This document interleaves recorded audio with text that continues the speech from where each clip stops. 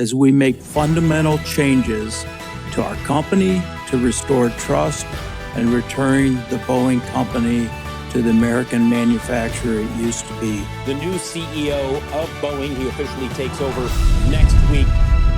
For decades, Aerion Dynamics was America's pride. They built supersonic passenger jets, military engines, and rocket components. Every president stood in front of their aircraft, calling them a symbol of the future. But a new US policy changed everything. Production had to return home. Imports were cut off. Jobs were promised to real Americans. On paper, it looked like revival. In practice, it was suffocation. Aerion was never just one company. Japan supplied composites, France, hydraulics, Canada, avionics. When tariffs kicked in, costs jumped 40% in months. Customers left. Contracts collapsed. Airbus and China's Comac seized the opening.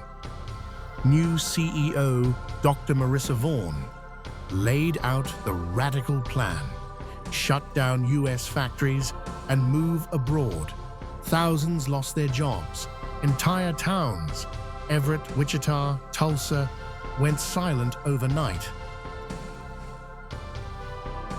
Washington exploded. Supporters called it betrayal. Critics called it the failure of protectionism. News channels ran endless footage of protests, Senate hearings, and devastated families. The core question emerged: do corporations serve the nation or shareholders? While America argued, the rest of the world acted.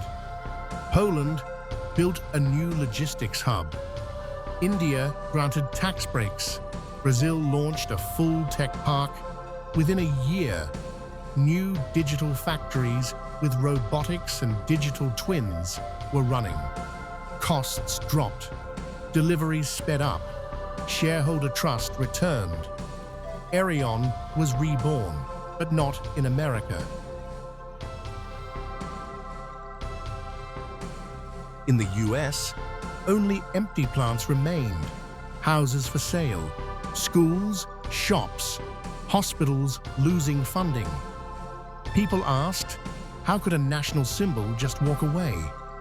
The truth, it left because it could.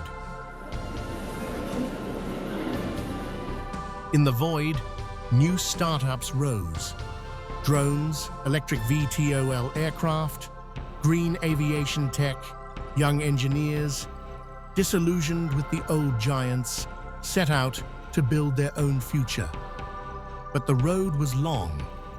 Capital and talent had already left the country.